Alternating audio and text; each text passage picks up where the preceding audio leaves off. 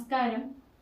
അപ്പോൾ നമ്മൾ കഴിഞ്ഞ പ്രാവശ്യം ഒരു വീഡിയോ ചെയ്തിട്ടുണ്ടായിരുന്നു, എന്തുകൊണ്ടാണ് നമ്മൾ ഇത്രയും നാളായിട്ട് വീഡിയോ ചെയ്യാതിരുന്നതെന്ന് പറഞ്ഞിട്ട്. അപ്പോൾ അതിൽ മോനുടെ അസുഖത്തിൻ്റെ കാര്യങ്ങളും ഇതൊക്കെ നമ്മൾ പറഞ്ഞിട്ടുണ്ടായിരുന്നു.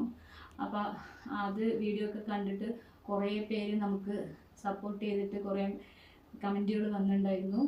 പ്രാർത്ഥിക്കുക, എത്രയും വേഗം സുഖമാവട്ടെ, പിന്നെ ചേച്ചി കരയരുത് എന്നൊക്കെ പറഞ്ഞിട്ട് നമുക്ക് എന്താ പറയുക, അതൊക്കെ വായിച്ചപ്പോൾ വളരെ സന്തോഷം തോന്നി. മോനേട്ടനൊക്കെ ഞാൻ ആ കമൻറ്റുകളൊക്കെ വായിച്ച് കേൾപ്പിച്ചു കൊടുത്തു. അതൊക്കെ നിങ്ങളൊക്കെ നമ്മുടെ കൂടെ ഉണ്ട് എന്നുള്ളതിനെ അറിഞ്ഞതിൽ ഞങ്ങൾക്ക് വളരെ സന്തോഷം. എല്ലാവർക്കും ഞങ്ങളുടെ സ്നേഹം മാത്രമേ ഇപ്പോൾ തരാനുള്ളൂ.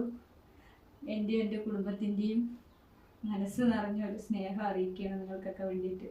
അപ്പോൾ അതേപോലെ തന്നെ നമ്മൾ മെഡിക്കൽ കോളേജ് ഹോസ്പിറ്റലിൽ അഡ്മിറ്റായ സമയത്ത് നമ്മളതുപോലെ ഒരുപാട് പേര് നമ്മളെ സഹായിക്കാനും നമ്മൾക്ക് സ്നേഹം എന്താ പറയുക സപ്പോർട്ട് തരാനും ഒരുപാട് പേരുണ്ടായിരുന്നു. അന്ന് ഞാനും അച്ഛനും മാത്രമേ എൻ്റെ കൂടെ ഉണ്ടായിരുന്നുള്ളൂ.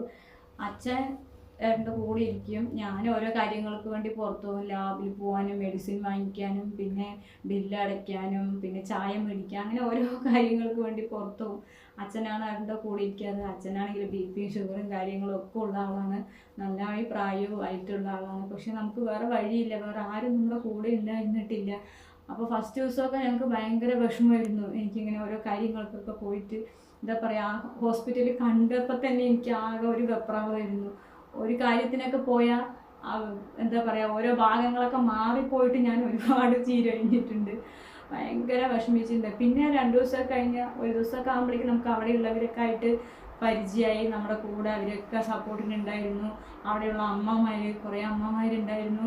അവരൊക്കെ എൻ്റെ അടുത്ത് പറയും, മകള് പൊയ്ക്കോ, എവിടേക്കാണെന്ന് പറഞ്ഞാൽ പൊയ്ക്കോ, ഞങ്ങൾ നോക്കിക്കോളാട്ടാ എന്നൊക്കെ പറയും. പിന്നെ അവിടെയുള്ള കുട്ടികൾ ചോറൊക്കെ പൊതിച്ചോറൊക്കെ മേടിച്ചിട്ട് വന്നിട്ട് എനിക്ക് അതൊക്കെ തന്നിട്ടുണ്ട്. അങ്ങനെ ഒരുപാട് നമ്മളെ സപ്പോർട്ട് ചെയ്തിട്ടുണ്ട്. അവർ നമ്മുടെ നമ്പറൊക്കെ മേടിച്ചിട്ട് പോയിട്ടുണ്ട്, ഇടയ്ക്ക് വിളിക്കാറുണ്ട്, അന്വേഷിക്കാറുണ്ട്. അപ്പോൾ അവരുടെ പ്രാർത്ഥനയുണ്ട് എന്ന് പറയാറുണ്ട്. അതൊക്കെ നമുക്ക് എന്താ പറയുക, ഭയങ്കരമായിട്ടൊരു സന്തോഷം തോന്നുന്ന, ഒരു ധൈര്യം തോന്നുന്ന ഒരു സമയങ്ങളാണ്. പിന്നെ നമ്മുടെ എന്താ പറയുക, നമ്മുടെ റിലേഷൻ അങ്ങനെയൊക്കെയുള്ളവരിൽ കുറച്ച് പേരൊക്കെ നമുക്ക് നല്ല സപ്പോർട്ടും കാര്യങ്ങളുമാണ്. പിന്നെയെന്ന് പറഞ്ഞാൽ നമുക്ക് നമ്മുടെ ജീവിതത്തിൽ ആരാണ് നമ്മളുടെ എന്താ പറയുക, നമ്മുടെ കൂടെ നിൽക്കുന്നവർ, ആരാണ് നമ്മളെ വേണ്ടാത്തവർ എന്നൊക്കെ അറിയാൻ പറ്റുന്ന ഒരു സമയമാണിത്.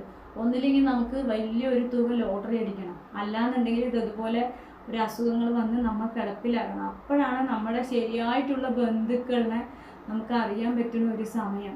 നിങ്ങൾ ഓരോരുത്തരും ഇതുവരെയും ഞങ്ങളെ സപ്പോർട്ട് ചെയ്തതുപോലെ ഇനി അങ്ങോട്ടും ഞങ്ങളുടെ കൂടെ ഉണ്ടാവണം, ഞങ്ങൾക്ക് വേണ്ടി പ്രാർത്ഥിക്കണം.